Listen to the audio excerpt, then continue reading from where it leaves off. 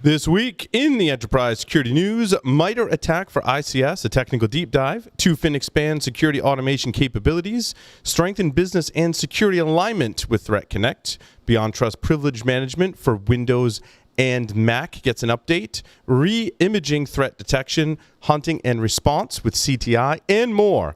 We then interview Adam Bosnian, Executive Vice President of Global Business Development at CyberArk, to discuss what is the real value of identity in a multi-vendor IT environment.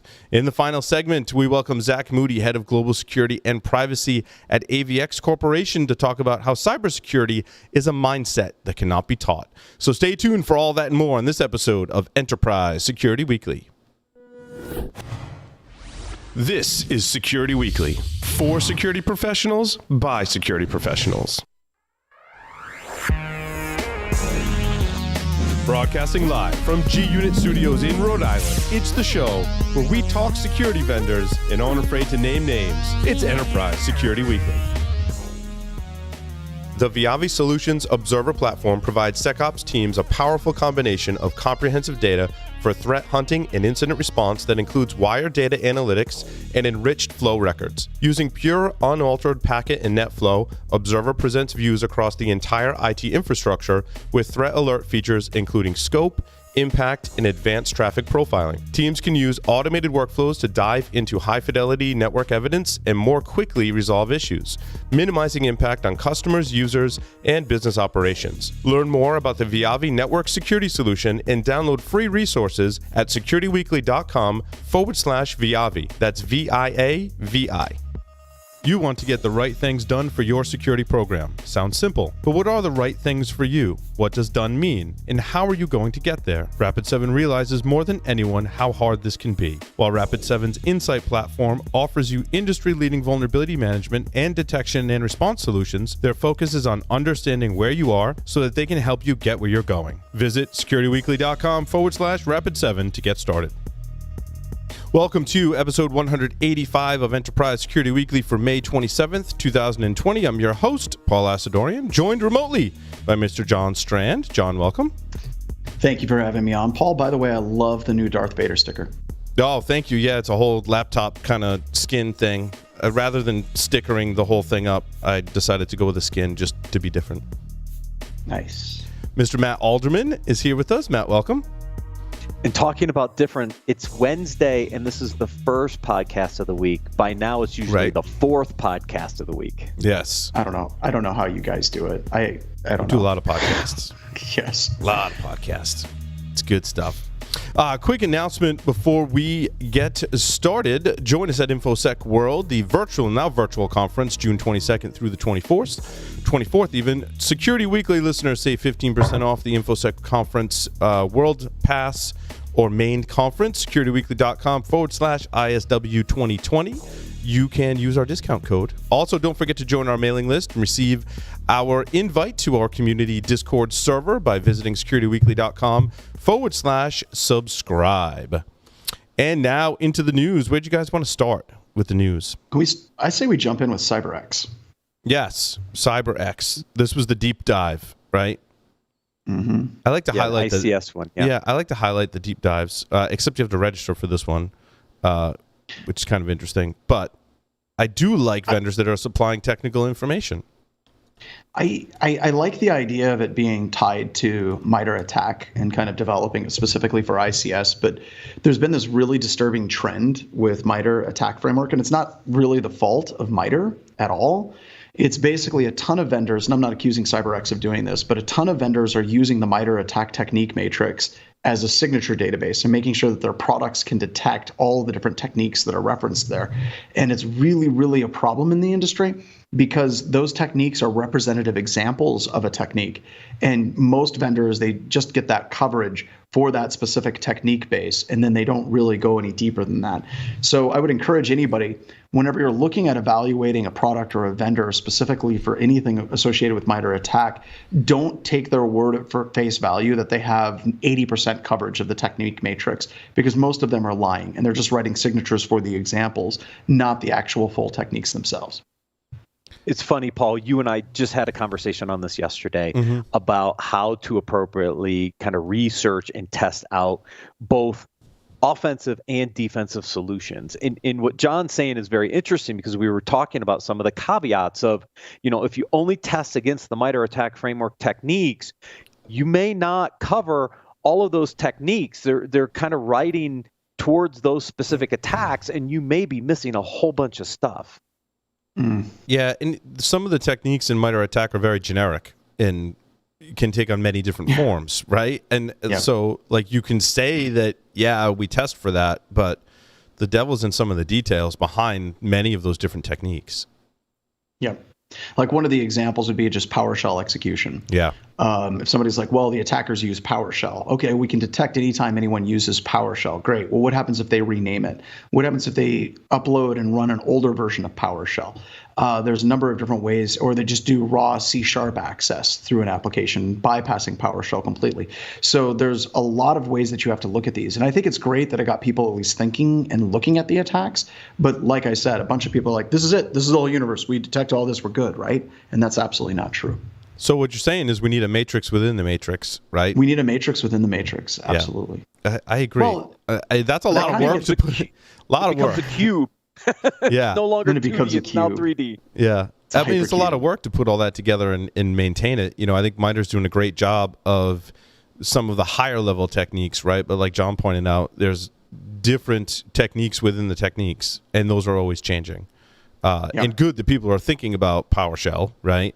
But just because in one particular scenario you detected it doesn't mean you're always going to detect it. Now, do you guys think that this ties into the Kenna article?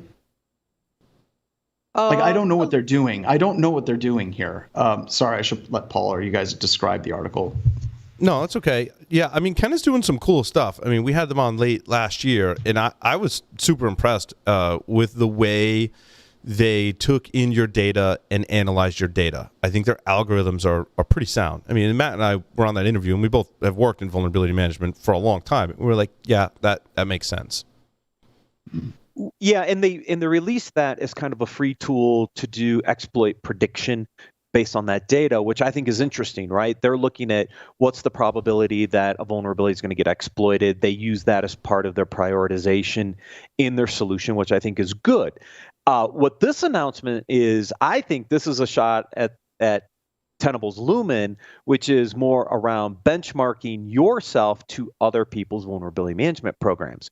Now, to get the value out of something like a Tenable Lumen, you need to be a customer, and then you get to see supposedly these different benchmarks across different industries. What Kenna did is said, look, we did the research. We created a free tool. You answer these 9 questions, and we'll give you the benchmarking information for free.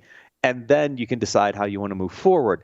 So it's an interesting announcement here, because I really think they're going after Tenable specifically with this one. So a couple of things then about this, because I thought this was a great tool. I thought this was a tool that would go through and check, vulnerabilities and what's in your environment. And okay, so the problem I have with this, whenever you're talking about market verticals, right? Everybody talks about, well, what are the vulnerabilities that are being exploited in finance? What are the vulnerabilities that are being exploited in retail? And what are the vulnerabilities that are being exploited in like higher education? And that whole entire conversation is garbage, from the top all the way down to the bottom. It's garbage because we believe as human beings that the same attack that hit somebody else in the market vertical is going to hit me. And that's not necessarily true. It may be, but with an attacker, they're going to use the vulnerability that works to gain access to your organization. So that's number one. Number two, like based on something Matt said a couple of weeks ago, similar to this, I started going through a bunch of previous pen test reports at BHIS, and I basically started collecting the data of what vulnerabilities we were discovering by size of organization and market vertical. And there was absolutely no solid consistency of a certain market vertical has a certain type of vulnerability versus another one. It was basically a very even spread of vulnerabilities across the entire base of all of our customers. So I think that people gravitate to this as an idea if they have no idea at all what they're actually talking about. That they can somehow, well, we're in retail. We want to know what other people are doing in retail. That's not the way you lead. That's not the way you run a security program. So I have some problems with this whole entire methodology of I want to know what's happening within my market vertical because it's a trap. And the attackers are going to use whatever they can to get into your organization. Yeah, I think it's a data point, and it speaks to likelihood, right? So if maybe I'm not prepared for some of those attacks, I could be in trouble, but you have to treat it as a data point, right? You can't give it as high a priority as I think people give it, with different ISACs, right? Just because a group targeted one financial company that way doesn't necessarily mean you're going to be targeted in the same way. Likely, yes. You might be, right? So you should be prepared for it, but too high a priority. I agree, John. I think what you use it for, to use it successfully, is you use it to drive home narratives to get management on board with what you're going to do. Because if you say, hey, we've got these vulnerabilities, we need to fix them, they don't care. But if you say one of our competitors got hit by this exact same vulnerability that we have and we need to address it, now there's a connective tissue, there's a narrative, it makes it somehow more visceral. Because Paul, we've talked about this in the past. If we go into an educational organization and we start talking about attacks that worked in banks, executives stop listening to us. But if we go into a bank and we talk about attacks that work in banks, well, they're all ears. So I think it's more of a political way of addressing vulnerabilities than in having any real efficacy in relation to actually securing an organization. My only concern is there is a downside to this as well, which is if you look at your peers and you see their scores as low and you think you're more mature, you're going to say, well, I'm doing better than my peers and maybe I'm not going to invest anymore. So we got to be careful with some of these benchmarks because it can be used in the other direction as well, John. Absolutely. I didn't even think about that, but you're absolutely right. Where all of a sudden your executives look at this and say, well, we've got, let's talk about critical security controls. We've got a score of 4.5. We're good on security. Now we can start pulling the budget back because our peers have a score of 3. So maybe a 3.75 is where we need to be. Yeah. I mean, it's about closing down those exposures, right? Those could be patches. More than likely it's configuration in some capacity. And so, okay, I looked at what all the other financial companies, how they're being attacked, and I closed some of those exposures down. So when an attacker comes along, they'll be like, oh, cool, you did some stuff in Active Directory to lock things down, but now I'm just going to use this other technique, right? I mean, that's literally what's happening, right? So I think understanding those attack paths, closing down as many as you can and prioritizing those is really where you should be focused, keeping in mind that, yes, how others are attacked does play into it, but it's not the end-all be-all, right? Well, and I don't think that people give enough credit to the speed at which an attacker will alter their path. Agreed. Yeah. And prioritization is very company specific. It has a lot to do with how you assign criticality to your assets and how you want to measure that. Granted, there might be some commonalities across industries, but it is very organizational specific. And broad scales like this could create some challenges when it really needs to be a little more customized on a company by company basis. Where else do we want to go? Oh, I want to just mention a couple quick. Deep Watch appoints Corey Bosnian as Chief Technology Officer. Congrats to Corey. Did I speak with Deep Watch yet? I don't think I have. I don't think you have yet. No, yeah, they're the spin out from what the heck is it? GuidePoint. Okay. Yeah, GuidePoint. It's their MSSP service. So gotcha. Corey went over there to build out some advanced managed security services stuff. Good friend. I mean, we both Corey and I Corey. worked together since 2009 back in Qualys, and between Qualys, RSA, Tenable, we've been together a few places in the past. What else did I want to just mention quick? Akamai one was good. The in-browser detection of compromised scripts. Yeah, this is really interesting. As I start peeling back the layers of JavaScript and what's happening in the browser, this is where a lot of it's at in terms of your web application and also what your browser is doing and how to protect it. Some really interesting things, and I thought Akamai, offering some threat detection in this arena was really good and kind of interesting. And I really think that this is, we were talking about blind spots just a second ago. The browser is quickly becoming the new endpoint. If you're in the realm of doing offensive security, you're finding out that bypassing endpoint security products is exponentially more difficult than it was like even 5 years ago. But you can still convince a user to load in a malicious plugin into a browser. You can load in malicious scripts. You can do those types of things. So I think if somebody's listening to the show and you're looking for a way that you can break into the security industry with a new product or a service, a piece of advice is look at what Akamai is doing and start seriously thinking about how we can wrap more security and detective capabilities around the browser by hooking into it and watching what's going on.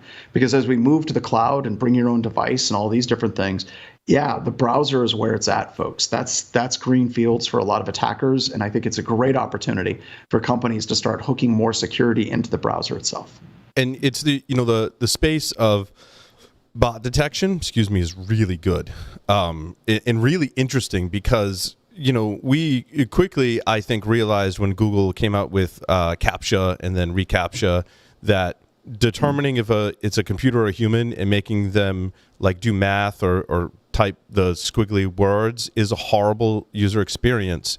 And where I've seen the industry, now Google included, we have a webcast coming up with them on this, is they're basically hooking into the browser via JavaScript and observing a whole bunch of things, then using machine learning to determine in the background, are you a user or are you a bot, right? And there's a ton of companies that do this. Shape Security, Akamai bought. Did Akamai buy Shape? There's this whole consolidation that's gone down. Distill got bought by Imperva, or there's a whole. We could create a whole matrix. Speaking of matrix, right, about what's happened in this space. But essentially, almost all of these companies, to my knowledge, migrated to, we're going to load some JavaScript in the browser, and that's how we're going to make the decision. Now, Google has an interesting perspective because, and they'll share the statistics on our webcast, the amount of web traffic that they can look at to feed their machine learning far surpasses anyone's else's capabilities. So their ability to train an ML model is really awesome because something like they have 9 properties that have over 1 billion users, or some, they'll present the statistics. It's amazing. Yeah. Yep. And this one ties into the Source Defense announcement, the funding announcement from Source Defense, because they're doing something kind of similar, right? They're looking at the third-party plugins and the client side. Well, the client side's the browser, right? So, they're also looking at this extension of moving some of the web defenses down to the client side, and also looking at some of the third-party plugins that are being used specifically in JavaScript that could create some new vulnerabilities. So the Akamai announcement and what you're seeing from this funding announcement from Source Defense are very interesting on that kind of same vein. Yep. Yeah, and the web app testing is really awesome today. There's so much going on. And what I like about identifying in my web application, am I using a JavaScript library that's old, right? How do I identify that? There may not be any published vulnerabilities, and I think I talked about it last week. Like, I traced one down, and I was like, well, you're using this library. It doesn't have any published vulnerabilities, but it was kind of abandoned like 5 years ago, right? So there probably are vulnerabilities in there, but no one's really publishing them and fixing them because they've moved on to a different version, but you're using the 5-year-old library. If I can know that as a web developer, that's really great. I think some of the SCA probably does similar things. I mean, even back in the day, Matt, with VM, it was able to look at the site remotely and see which JavaScript libraries were vulnerable. Burp does some of that as well. But like PHP and WordPress plugins, there's so many different JavaScript libraries. Sorting it out, I think it needs a commercial solution to be able to have a lab to identify those and be able to test for them. Yeah, the open source tools do a good initial review, but I don't think they go deep enough to really find some of those deep underlying dependency vulnerabilities. That's where the commercial tools are going to come in. Okay, so I would agree on the dependency vulnerabilities 110%, but whenever you're looking at common coding errors, the open source tools do a fantastic job for your standard coding errors. But whenever it gets into dependencies, you're 100% on point. They just don't. Absolutely. Yeah. What else we got in here? Beyond Trust made an announcement. I haven't seen an announcement from Beyond Trust in some time. Privilege management for Windows and Mac. via SaaS offering to enhance endpoint security. Kind of an interesting take on the problem. Dude, a properly implemented privilege management system in a domain is really hard to get by. Yeah, we're going to talk a little bit about that with CyberArk, and I think I actually mentioned, John, that you've run into some tests basically where your goal is to get domain admin, right? But what happens when they have a PAM solution where, I need to be domain admin, I have to check out some credentials, those credentials only live for a certain amount of time, and then they're destroyed, and that really does throw a monkey wrench when you're trying to get domain admin, I bet. Usually you're looking for a mistake, right? You're looking for a service account that you can do Kerberoasting style attacks. You're looking for a file that has user IDs and passwords for local administrator on things. And I think you were talking with Joff about this on the main show last Thursday, but Joff was testing a company that had CyberArk very well instrumented, and it was shutting them down. And they were really, really close to just saying, that's it, great report for the customer saying, hey, they're doing a great job. And Joff pulled a freaking rabbit out of his hat. But his rabbit was a mistake. It was basically, they had covered 99%. He found that 1%. One service account that's not being, because what Adam will talk about, he'll touch on, is they do cover service accounts, knowing that attackers are going after them, right? But it's hard to have 100% coverage when you're talking about things like two-factor authentication and privilege access management, and all these things. Our systems are very complex. And this is an important thing, and I think you should talk about it in the interview, is yes, you may find that 1%, but as a tester, if you bang your head against the 99% that is set up properly, you're setting off alerts everywhere. So it isn't about the attacker just like, haha, I hacked you. It's literally look at the amount of noise that they had to generate to get to that point, and that's the key difference. It's a great point. Let's see. What hinders successful threat hunting? I thought this was interesting. That SANS article. Well, but it didn't get into so much of the technical thing. It basically said one of the struggles is I got to hire competent people with experience, and they're hard to find, which I thought was a very frank approach to it, and appreciated that. Well, the other thing about threat hunting that's difficult, and it springboards off of this, right, is if you're doing threat hunting and you're using signatures, you're not doing threat hunting. Just stop right now. You're done.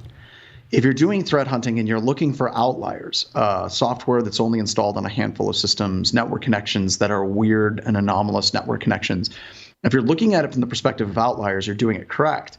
But the problem is, exactly like this article talked about, how hard is it to get to the point where you can look at an outlier and say, oh, that's just a driver for an old printer, versus somebody that can look at it and say, no, this is actually evil in our organization. And that still requires a high level skill. Yeah, no, I agree. And I think, we've talked Viavi, particularly, and others as well, about enabling folks like the help desk, junior level SOC people to identify the outliers, right? And then they're kind of like the first level filter, and then that filters up to the more experienced people who don't have to go find all the outliers, right? That's the first kind of level. They're escalating those up to say, hey, I found this, like, it looks weird, right? And then the senior person can go, yeah, we need to do more investigation or not, right? In a goofy little backstory for active countermeasures, when Chris first joined us, Paul, he had me do a threat hunt. And he had me talk to a camera while I was doing the threat hunt and talking through what I'm thinking, why I'm doing this, what I'm looking for. And then he basically took the development direction of AI Hunter into saying, look, we can automate 85% of what John is looking for and collapse it. And it's the same concept. So any vendor that's approaching threat hunting from outlier analysis and making it easier, like you said, somebody in help desk to be able to get that 80% of the work out of the way is going to be a good vendor to be looking into. And that's Chris's approach is absolutely spot on when we talk about security or really any other IT process, right? We know we have these processes that rely way too much on humans. I do the same thing with production. With John, I'm like, walk me through the steps of what you do, and taking notes, and then I go back and I'm like, we can automate 50 to 80% of this, right? And it's the same thing with threat hunting, is identifying what you can automate and what requires that human decision. Oh, I wanted to throw... go ahead, Matt. Sorry. I was just going to say, it requires vendors to really understand what that experience looks like, which is what Chris did, right? And then you can, then now you have some of that capability. You still need some skill set, though, probably to really understand those results to be effective with the other 15, 20%, whatever is not automated, to finish that analysis of the hunt, right? And that's where I think the SANS article gets interesting, is it's still hard to find that 15 to 20% skill set. Agreed. And you're right back to that problem. But, in this space right now, last week we did that Job Hunters webcast with Jason Blanchard, and he talked about how people can make themselves, better at finding jobs, right? But honestly, if you're really good at what you do and you have those skills and you can get that interview, really good network security professionals are getting snapped up very fast. And especially in this current market that we're in, there's a bunch of companies that are going out of business. They're laying off people. There's fantastic, high quality people that are just available to get pulled into programs. And if you are a solid company and you're not taking advantage of this space to hire that talent, then you're missing the boat completely. I just wanted to throw a shout out to DigiCert. They used to advertise on the show. And, recently, as some of our listeners may have noticed, right, all of a sudden, all of our SSL certs were up, for renewal. And I got a little overwhelmed. And Marcin, our developer, and I worked through updating all of our certificates, which lived in a bunch of different places, right? Because, 2 to 4 years, right, that creeps up on you. And I renewed a cert with like 3 different providers, just, based on where it was. When I bought a new one, I went to DigiCert, and I have to say they're the best interface. They do a great background check. They made us do the extended verification checks, actually made sure we were a legitimate business and all that stuff. Some people didn't do that, right? You can always generate free certificates as well, which is a whole conversation about trust. We maybe have a later time, right? A lot of companies are just outright blanket shutting those down now. Yeah. DigiCert was, and awesome. They should. Yeah, the user experience, the whole process. I want to consolidate everything on their platform because I thought they did a really great job. And we talked about it when they were coming up for interviews, how they took over the Symantec CA business. And my estimation as a user now, just last week, is they've done a great job in just really doing, dotting the I's, crossing the T's on all the things that you want your CA provider to do and making it easy. So. And no more certificate errors on the wiki. We still have an intermediate certificate we're trying to get on. Yeah, and it's a glitch in just the way I'm building the container is kind of weird. Trying to get Nginx without root privileges to run, basically, inside your container. So we'll fix that this week. Let's see. Contrast Security expands with language support for Python, which I thought was interesting. Which means you can test it now on our app. Right? Yeah. I think, with Lambda especially, a lot of applications I'm seeing when I speak with developers, even ones that are maybe traditional Java-based, a lot of them have Python components today. Which is why I think you're seeing more support from vendors like Contrast, which is awesome. I think a lot of the machine learning is done in Python rather than another language because it has the support and documentation and things like that. I also think that folks focused on AI, if they have to learn a language, a lot of them are also turning to Python. Several developers that I've spoken, several people focus on AI type stuff. When they pick up a language, it's now Python because it has great support for that. And it has to be, right? I mean, it's just an easy language to learn. However, I will caution, if you're working on extremely large data sets, don't use Python. Use Go. The multi-threading support is in there. It's like 1,000 times faster than Python. Yes, agreed.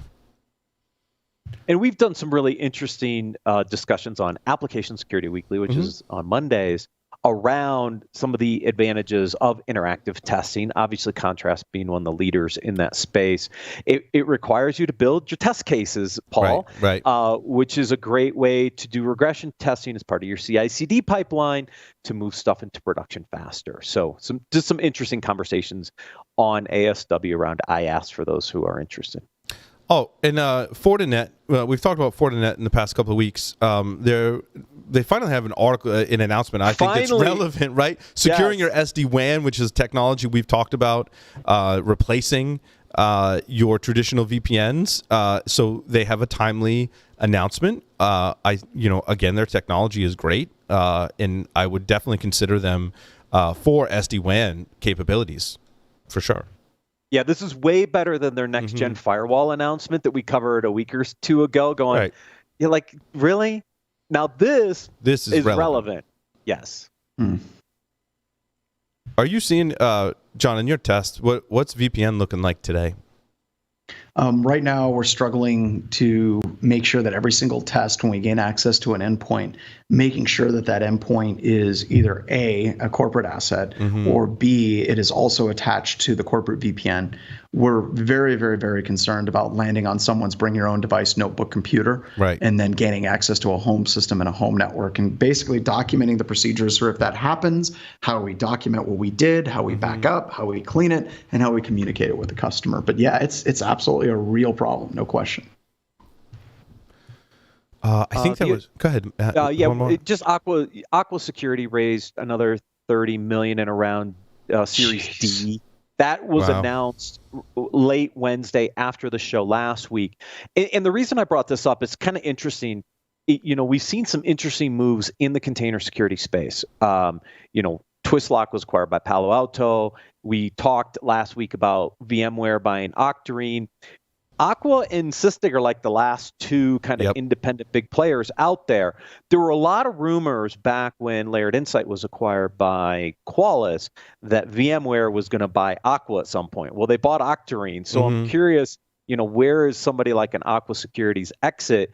Might be Microsoft. Microsoft's an investor. It's just going to be interesting to see how these last two kind of big container security vendors play out. And it's so critical today. We talk about all the new cloud technologies and Kubernetes.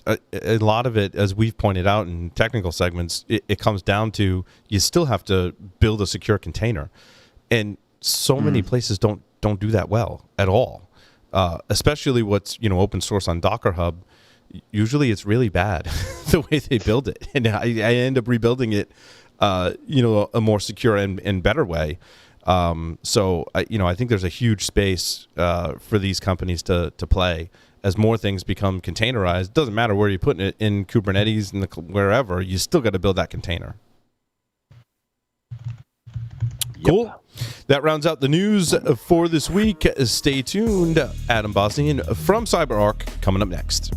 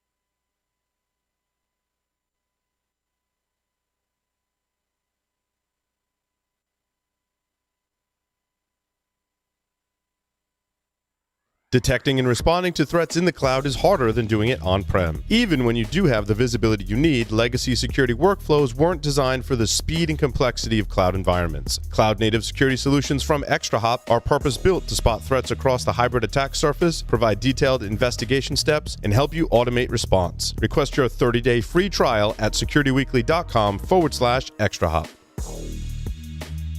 Welcome back, everyone, to Enterprise Security Weekly. Quick announcement, the Layer 8 conference is going virtual. It'll be held on Saturday, June 6th. Security Weekly listeners save $20 off their ticket by visiting layer8conference.com using the promo code SecurityWeekly. Before selecting your ticket type, you can also donate proceeds from your ticket to some partner organizations with Layer 8. We also will have our own channel in the Layer 8 Discord server answering questions and possibly doing some contests. Adam Bosnian is here with us. He is the Executive Vice President of Global Business Development at CyberArk. He's responsible for managing and expanding global strategic relationships with technology partners at CyberArk. Adam, welcome to the program. Thank you very much for having me. I'm glad to be here. Also, my Armenian brother from another mother. We could talk food for hours, and right. Let's not do it because I haven't had lunch yet. So today we're talking about the value of identity in a multi-vendor IT environment, which of course can include multiple technologies you have on-premise, in the cloud, or any combination thereof. John Strand will be receiving his gift from CyberArk from a previous segment. It actually touches on a lot of the things, Adam, that you and I were discussing in terms of, well, first locking down your service accounts and other things and having a more inclusive privilege access management program. Yeah, I think a lot of times service accounts are one of those things that kind of get not forgotten, but maybe not as looked at as deeply as they need to, right? I think that we all understand that the core value of identity and privilege access security as managing the user access, right? And usually we talk about it from a heartbeat user, a human user, but it's really that control plane, putting the controls in front of those accounts and what people can do. But at the end of the day, there's a lot more service accounts in organizations than there are human users. So you really need to look at both sides of that equation and put that identity control plane in place for heartbeat users and non-heartbeat users. And one of the examples I'm very familiar with, right, and that is your vulnerability management system. And, when Matt and I were at Tenable and working directly in the VM space, that was certainly a great option for folks, right? Because they were, years ago, I think, more hesitant to say, well, I need my vulnerability scanner, for example, to have a privileged access to my systems in order to do its job, or have some level of access in basically create that privileged role for your scanner. And the folks like CyberArk give a great facility to manage those credentials, right? So rather than a user, it is a service, but that service needs access to all of these different servers and workstations to be able to do its job. So, Adam, if you could talk like what that looks like today, because I'm actually kind of curious. I haven't talked about it in some time. It's a great use case because, the service accounts, there's a lot of different reasons why they get a lot of privileges, right? In the case of a vulnerability manager, that system needs a strong credential to go and do the deep scan on that target environment. And, oh, by the way, it's going to be going across multiple targets. So, either I need to find a way to manage individual credentials for each target that we're going to deal with, or we give it a stronger credential and put stronger controls around that credential so that the vulnerability manager system can do its job, do that deep scan, find out what's really going on in that target system, but do it in an efficient but really secure way, not creating even more attack surface out there. But when you start to pull the camera back a little bit and look at other service account usages, you find that privileges or high privilege accounts are used in those environments for different reasons. Let's take the robotic process automation world out there. Listen, we have these bots that are out there that are automating things in finance, automating things in different parts of the business. And a lot of times they're about a specific user's function getting automated, but then that robot needs to be used for multiple users or across time zones or across different roles. And again, now the easiest way to deal with that is to provide a very powerful privileges set to that service account. And when you do that, you need to put security around it. Because if you don't, somebody plays a man-in-the-middle attack or sits on the target, does the sniff, drops the credential, cracks it, and then uses it to go do something else. So, having the control for the bot or for the vulnerability manager system or any other application in the environment is obviously needed for a variety of reasons. There's lots of privilege there. Let's put security around it so that we have the control plane in place. And then once we do that, then we can start to leverage that information for lots of other good uses that I'm sure we'll get into. Yeah. Matt? Yeah. So I remember building, I think the first integration with CyberArk at Qualys, like 2010, 2011, right? Sure. And we needed to do it because the only way to validate the local vulnerabilities was you needed to be authenticated. You needed to do authenticated scanning. And nobody wanted to put these privilege accounts in records in Qualys at the time. And so we had to write these integration routines where the scanner could go talk to the vault, grab the credentials, log into the devices to get the information. Now, we've seen agents take some of that brunt, but there's still use cases where you need authentication for scanning. But I can see this now in a lot of different areas, Adam, right? I mean, when we think about cloud, right, and we think about all the different services and infrastructure running in the cloud, again, you're going to want to protect how you give out those privileged access. And I think that's where the Conjure acquisition by you guys was really interesting to give you some of those capabilities, because this is moving off of premise into lots of distributed cloud services and infrastructure as well. Yeah, moving into lots of different areas in the cloud and in the systems that are managing the cloud and the pipeline that's managing the cloud. But it's also moving into other parts of the organization, right? So, Conjure has been amazing for us in terms of bringing this type of security into that cloud environment and dealing with the credentials that are being used by applications as those applications are being developed by the DevOps team, as they're being managed and brought through the pipeline and then put out into the environment for the customers to use. The amount of accounts has really mushroomed beyond anything that we could have imagined as the cloud has really taken hold in a major way, as the DevOps teams have really started to use more and more tooling and have rolled more and more applications. At the same time, we also see that same basic problem, whether it being in the cloud or elsewhere within the organization, in other parts of the organization. It's why I brought up the RPA example. It sits on the manufacturing floor. It sits in the IoT world. It sits in all these different areas. It's still fundamentally the same problem: power access that is needed by the system to do its job, but uncontrolled or unmonitored ends up being a potential target for the bad guy to get in and then do their thing. So our hope and our goal as a company is to help the organization solve that privilege problem wherever it may be within the organization. Yeah, I think it's interesting. I had not, I think of SOAR as that process automation for security. I think of building out your CI/CD pipeline as the DevOps process for your development. But you're talking about there's other process automation for different areas of the business. Adam, if you could just expand on the RPA or robotic process automation in some of the areas it's being used in. I think you have the example of finance, right? So I want to kind of take the first part because, while those other automations are occurring, those things still need to have trust. Yes. Right? That CI/CD pipeline still has to have trust between it. Yep. And a lot of times there are credentials or trust boundaries that need to be leveraged in that area. Certainly with SOAR, right? SOAR is trying to go and remediate what the problem is out there. Actually, CyberArk can be one of the targets to, rotate credentials or reduce IP range. So we can be part of that run book to solve for the problem. But again, there needs to be trust with the SOAR platform and all the different things it's orchestrating. You need to manage those credentials. So CyberArk has a role there as well. So, it's very similar to the other roles that we talked about in terms of managing the access and the privileges of the system that needs to do its work, and so that you don't create a larger attack surface while that system is doing its job. So if we veer now into the RPA side of it, let's think about the bots that are out there. Those bots are using credentials to go do their work, and we need to make sure that we secure those as they do their automation work. But then we have this range of what I've heard called citizen developers, who are the ones who are creating what the bots need to be doing.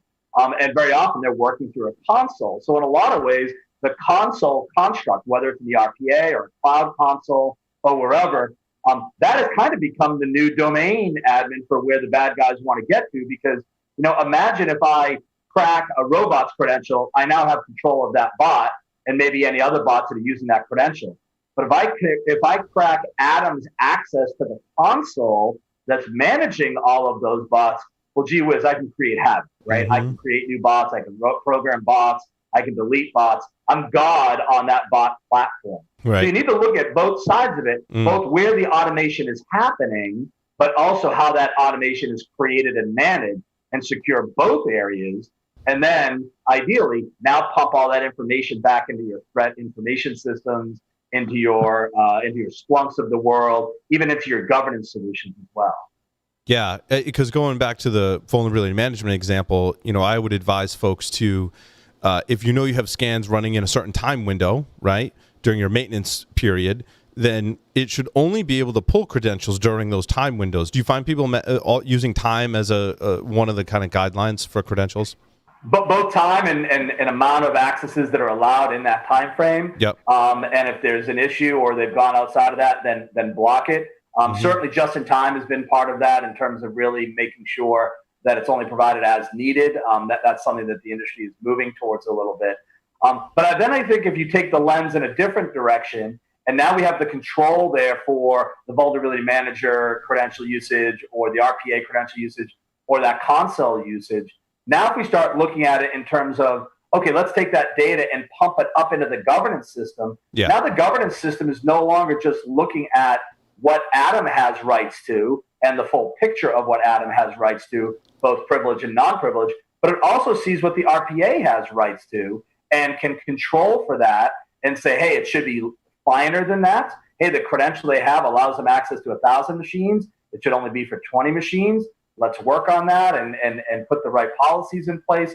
So there's a lot of, I don't want to call them knock-on effects. I would call them cascading effects that we can really start to leverage the identity as control plane data for a lot more uses. And I think that that's really the underlying value that we're going to really start to see companies taking full advantage of over the next year, 2 and 3 years. Yeah, it's a great way to get the full spectrum of what's happening with all of your privileged access, whether that's a user on a console or whether that's a service or a process. And then by feeding that into another event management system where you can correlate that with other events, it just, I think, helps critical events that need a response bubble to the surface. It's another data point. Yeah, I think that, I always say that if you're not looking at identity data and most specifically the privilege, access, security information in your threat hunting, in your correlations, then you're not really doing correlations, right? You can look at all the endpoint stuff in the world, but if you don't see what the admin user is doing and have that filtered into what's happening, and you can't tie that admin user to who as admin is doing that work, then you're not really doing a service to your organization. And I think one of the conversations that was happening offline is, the attacker, when it starts to run into the areas where the credentials are secured, starts to throw off a lot of telemetry to kind of tip off folks that something's going on here that isn't cool. And I think that's only allowed, or that's only seen when that data is now being leveraged by the SOAR platform, by the Splunk platform, or through things like we have with our privileged threat analytics and pumping events into things like AWS's Security Hub and letting Security Hub users start to see, okay, there's something interesting happening here. It's out of line with what we've normally seen. We need to double click and learn more. Yeah. Yeah, I've been a big believer that identity, whether it's user-based identity, machine-based identity, it doesn't matter. It's a huge kind of hole gap in our security programs, right? I mean, we don't think about identity sometimes as important and needing to pull that data together. Maybe some of it's because IT used to manage the user-based systems and security didn't have the ability to do it or whatever. But I've been this big believer that app, user, and data security controls are so important for the future, especially as stuff moves around from on-premise to the cloud, et cetera. These are just some core components that are always going to be important in the security program. And what's nice is, you guys are really integrating with a lot of different players to help bring visibility in to a lot of that identity data that I think's been missing in a lot of core platforms and programs. Yeah, I appreciate that, and I agree. I think that we are, identity came from a different part of the organization traditionally, and in many organizations it's still there. And as it's come into the security organization, we've seen, I'll call it more traditional security and identity while being in the same organization, kind of being parallel tracks and starting to get more connectivity between them. But we are seeing a much broader and robust embracing of the criticality of identity in that security story. That's why you're hearing a lot of people talking about identity as the new control plane, certainly as the perimeter has gone away, et cetera. But you're seeing companies like CyberArk talk more about an identity security perspective that is not only talking about, hey, you need to secure the identities in order to secure your organization. Not just that, but then all that good data that we get in terms of what Adam is doing normally and what Adam did today is just gold for that threat detection, for that governance, for that identifying what's really happening in the organization. So there's almost two aspects to that identity security conversation. Securing the identities in order to secure your environment and leveraging all that good data to better understand what's going on in your environment so that you can go back to the beginning and put more controls in place, update controls, close gaps, et cetera. And it goes across multiple systems and cloud providers, right? Like if I got user A and user B, and I say user A should have this level of access into AWS, but I've also got Google Cloud and maybe Azure, right? I can start to manage that from a more central perspective and say user A's role is this, and that transcends across all the cloud providers. Is that true?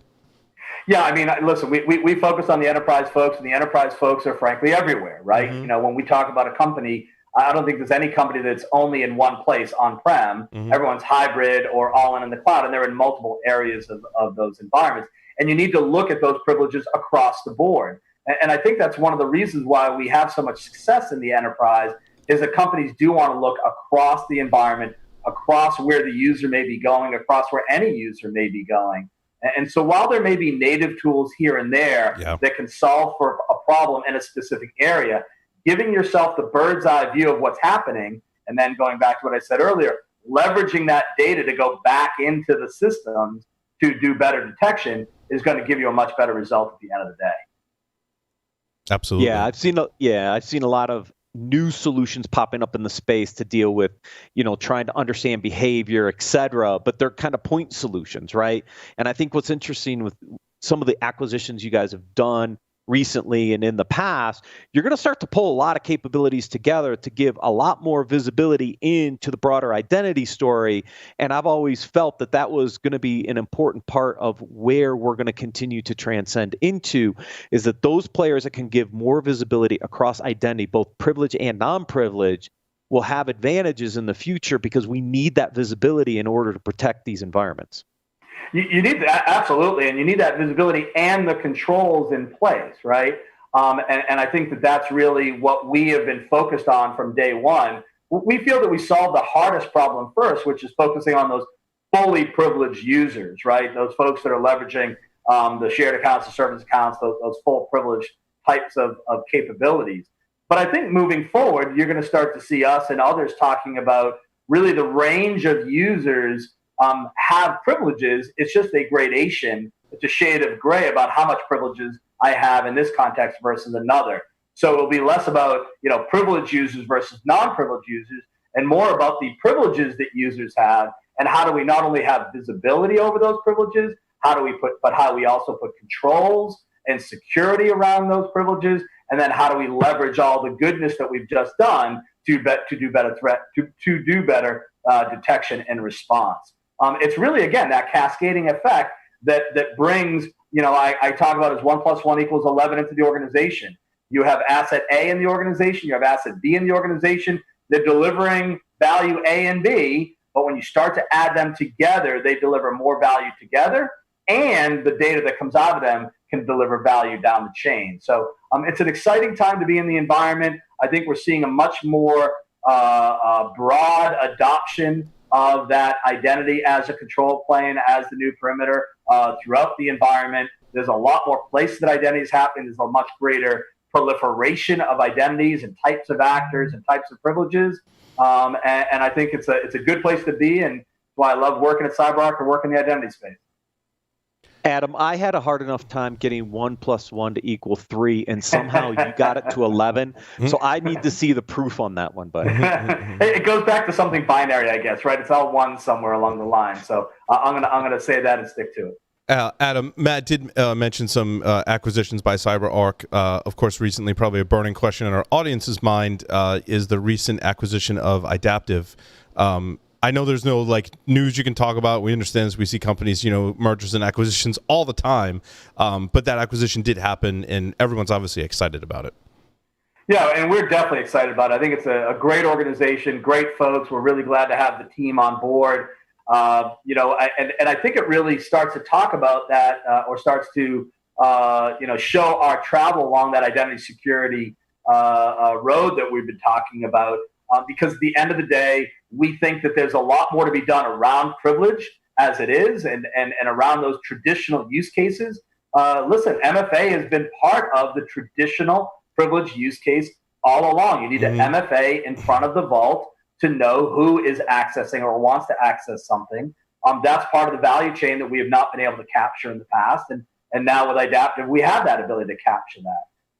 And it also starts to allow us to start to step into the next ring of users outside of the fully privileged users. Let's call them the highly privileged users. Think of those folks that are maybe in the line of business that are managing the major application of their area, an HR app or the Salesforce app. May not be a fully privileged user, but are doing things that could be viewed as privileged, adding users, removing users, letting people have certain rights or not. And now we're able to start to put security more around those folks as well. So I think Idaptive is a great acquisition. It really starts to bring us along that identity security direction. But I think as part of and in line with what we're talking about today, it also gives us a lot more areas to connect into that ecosystem of solutions that customers have in their environment, bring more primary value to them, but also bring more secondary and cascading value, because now there's much more data that we're capturing. There's much more granularity in that data, and that can be leveraged by all the different detection and governance solutions that are in the environment today.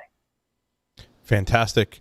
Folks that want to learn more about CyberArk and CyberArk solutions can visit securityweekly.com/CyberArk. Adam, thank you so much for appearing on Enterprise Security Weekly. It's been great. I look forward to you and me having some Lomachin one of these days. Absolutely. You're on. With that, we'll take a short break, come back with our final interview. Stay tuned.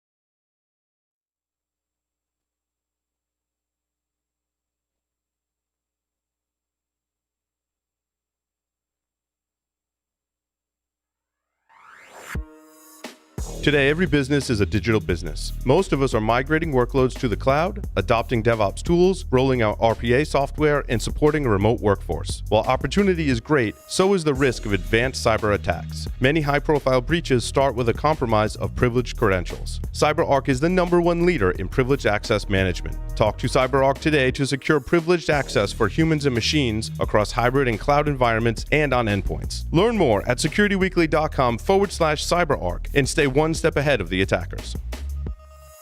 The question is simple. Have any of the systems on my network been compromised? The answer is harder than it should be. Enter AI Hunter. Active Countermeasures has automated and streamlined techniques used by the best pen testers and threat hunters in the industry to create AI Hunter, a network threat hunting solution that does the first pass of a hunt for you to identify systems that are most likely to be compromised and scores the results on a scale from 0 to 100. You can then research those systems in depth with AI Hunter. Focus your valuable time on the systems that need your expertise with AI Hunter. Sign up for a personal demo today at securityweekly.com/ACM. Welcome back, everyone, to Enterprise Security Weekly. A quick announcement. Learn how hidden vulnerabilities lead to application compromise with our next webcast from Sneak. Register for our upcoming webcast or virtual trainings by visiting securityweekly.com/webcasts. Also, to access the archive, go to securityweekly.com/on-demand. Super excited to have Sneak and do a webcast with them. We're going to hack an application live. It's going to be a lot of fun. Make sure you tune in. Zack Moody is here with us. He currently serves as the head of global cybersecurity and privacy at AVX Corporation. He spent over 15 years in information security related positions, and over the past several years, his focus has been immersed in establishing global cybersecurity and privacy programs. Zack, welcome to the program. What's up, guys? Happy to be here. Thanks for having me. Nice to have you on, Zack. We were talking about essentially about how we communicate to executives and management the issues of security. And Zack, I like your approach because I think sometimes we get caught up in like the details and the kind of nuances of it. But basically, you're like, yeah, the formalities. And basically, Zack's like, look, I like to joke around with my executives. Get to know them, and not take things overly seriously. Like we're all humans, right? Yeah. So Zack, I think it's a great start and a great approach, right? Yeah, I mean, it's kind of like what we were talking about earlier this morning, Paul. Is I don't even know why we have to get ready for these live webcasts, right? I mean, it's just normal day to day for us. Mm-hmm. But we were joking around, and just to kind of continue our conversation is.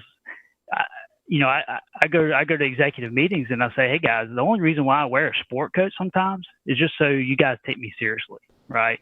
Half of them or the majority of the executives, right, are probably at least twice my age, and so you tend to play into a lot of the human instinct where you have egos that get involved, and you have this sense of well, he's younger, he doesn't really get it, or he's the new age, right? He's the cyber guy who which is a topic that nobody really understands from a few generations back. So you tend to get this feel where you can't really get a seat at the table, and so you really have to get in front of them and be willing to sacrifice, be willing to negotiate.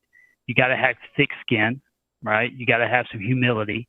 And you just got to go in there and just be honest and be honest with yourself and do the right things and do it accordingly to what's best for the company.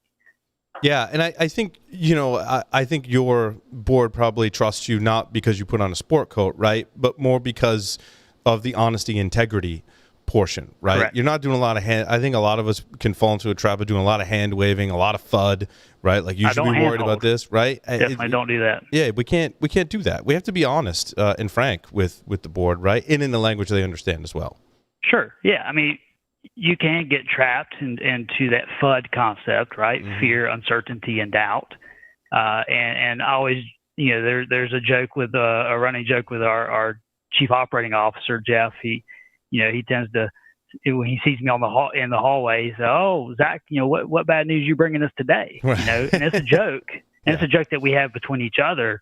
But I continue to reassure them that, hey, look, I'm not here just to deliver bad news in order to sell my agenda. Mm-hmm. My agenda is based on truth. It's based on facts. It's based on data, and that's one thing we talked about earlier, Paul, is that all the decisions that we have to make as cybersecurity, privacy, you name it, security, something, professionals, is we have to make decisions based on data, because that's the evidence that we need, and it's the foot or the leg to stand on when making decisions and when presenting things to the business.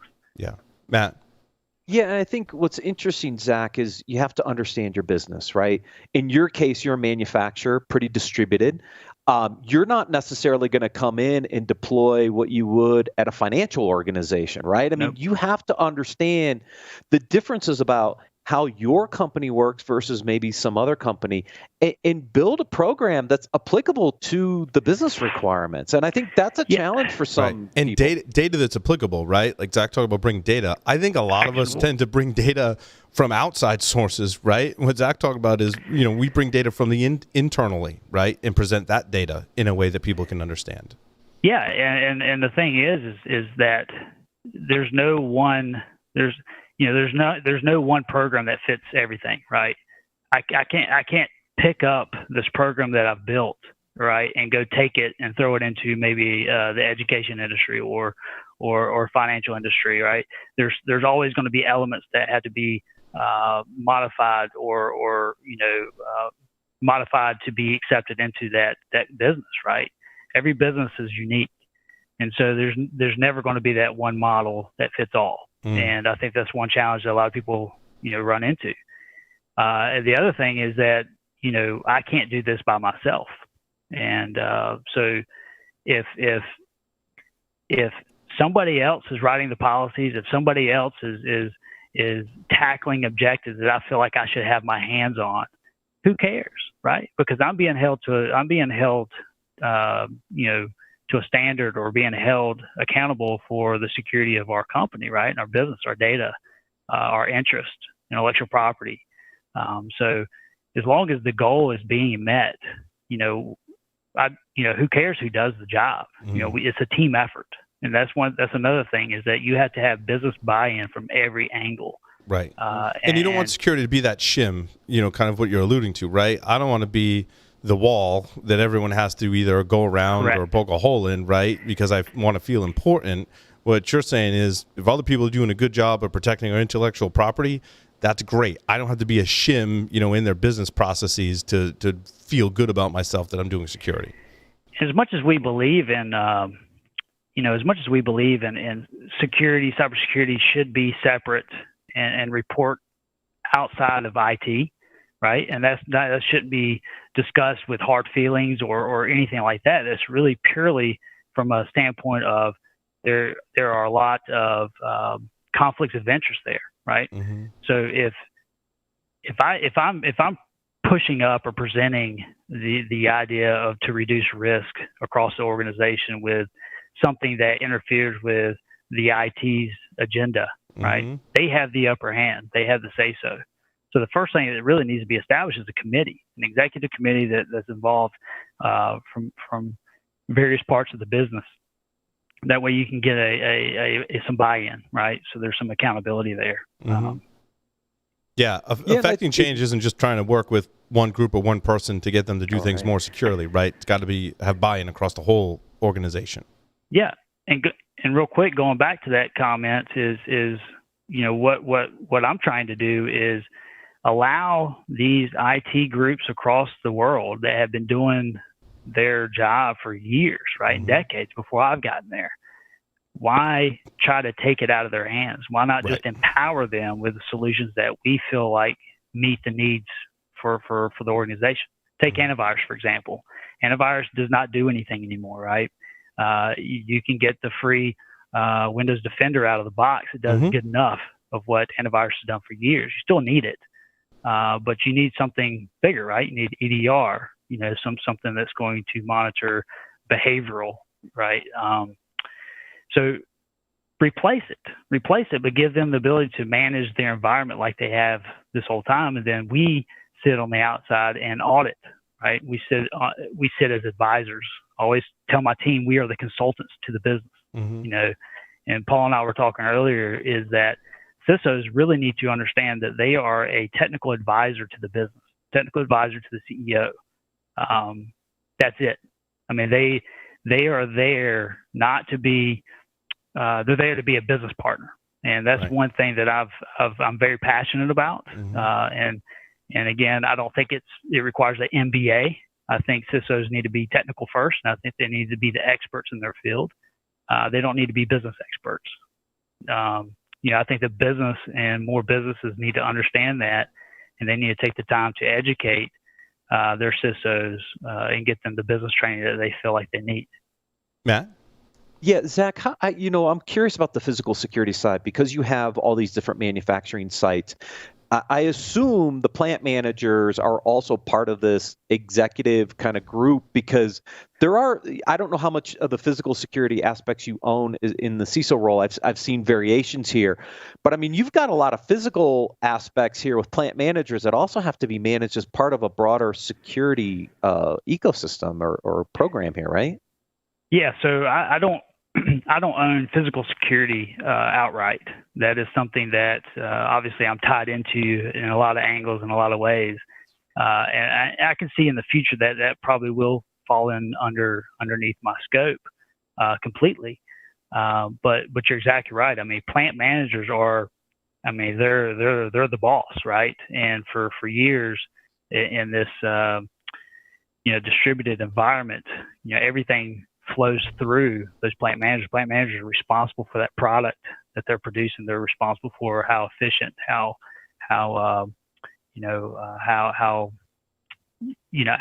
good that business is growing for that company. So they're there to protect it no matter what. So you're exactly right. I mean, your executive committee needs to also entail some elements of operations, right? So COO is definitely somebody that's a key player. Yeah, and Zach, I think you're touching on a subject that I've found as a characteristic of very effective CISOs and security teams, and that is enabling all of the other areas of business to do their jobs better, and just inherent in that is it's more secure, right? Yeah, we should be that tiered. We should be that escalation point, right? The consultants, a team player, right? We shouldn't feel less of a security professional if we're allowing somebody else to play with our toys, right? If you want to speak in those terms, because we all know security guys, right? Hackers, we're break fix. I'm a break fix type of guy. That's how I've learned. I've done it my whole life, and so you're dealing with a lot of the legacy IT minds too, from like the administrator's standpoint, where they feel like we're tinkering around in their backyard. Right. And it shouldn't be that way. We're here to educate and help. And so you've got to continually, you've got to have patience. Definitely got to have patience, like patience of Job almost, where you're constantly having to educate them on the reasons why we're here. Right. And there's a technical aspect and understanding that you have to have, but also an intelligence and threat understanding. And a lot of your background comes from when you were in the Army, right? And I found that same characteristic. And actually I get into conversations with my neighbor and I'm like, so whoa, wait, you broke down like every tribe in Afghanistan, right? So I'm like, let's talk about that and then overlay that with some of the technical threats. That's a great kind of threat intelligence report for your board if you can distill down not just the technical aspect of how people may break in, but also some of the political and other things that are happening in the world in that combination to paint a better picture of a threat. Yeah, this is the good stuff. This is what I enjoy, and I think this is one thing that really can set yourself apart from other leaders, even other business leaders within your organization. This is what could make the difference. And it's really something that's important for the board. And if it's not, it's your job as a CISO to instruct the board on why it should be important to them, right? Right. You wouldn't be doing your job if you did not communicate these things with the CEO and other elements of the business. Yeah, and I think it helps you overcome that. Good, bad, or ugly. Overcome that notion that folks often have of, well, why would someone target me, right? Because that's still fairly predominant today. Hear it all the time. Right? And you hear it all the time. We're not Target. We're not Amazon. We're not Google, right? Or Microsoft. Who cares? We're part of the supply chain. Yes, right? Exactly. Let's say we're not. Take for example, you name it. Take like BMW or Volkswagen or somebody like that, right? An auto manufacturer. yeah, we're not them, but we have parts that go into those automobiles, right? Or we're part of that supply chain. Mm-hmm. And so if you look back historically through some of these breaches, right?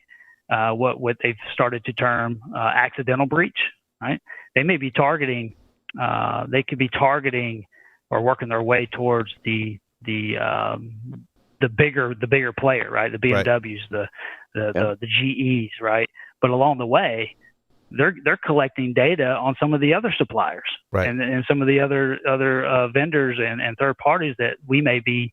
Yeah, and I know I use Stuxnet as an example a lot lately because I'm finishing with a book by Kim Zetter, right? But there's a lot of aspects to that campaign that I don't think necessarily get enough attention. And one of those is the reason why we had so much intelligence about what was happening in the plants in Iran is because there were campaigns that went back years that were looking at, well, how would parts and supplies flow into Iran? And those places were compromised merely just to gain intelligence to complete that operation, right? And that's a very high-level overview. The book goes into great detail.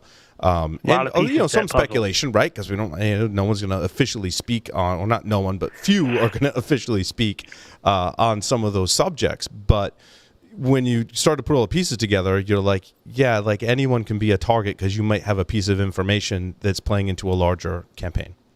Yeah, I mean, think about it. From the military's perspective, when you're conducting operations, let's say it is Afghanistan. Mm-hmm. There's a lot of, back when, the days when I was in Iraq, we're collecting HUMINT, SIGINT, right? Signal intelligence, human intelligence. And then, I think, and I really hope that we're going to see intelligence and cybersecurity merge in a big way, mm-hmm. If not this year, but next year in the military. And I think it's absolutely necessary because, again, if you look at the topic of, this discussion, is cybersecurity is a mindset, and it's taking the intelligence mindset and applying it to technology and the skills that haven't changed since creation, right? Right. I mean, a packet is still a packet. Mm-hmm. An IP address is still an IP address, MAC address. All that stuff is still the same. And all these vendors, I mean, they're just piling technology that in a lot of ways make our jobs easier, but they're just applying it on top of technology that still exists when it was created, right?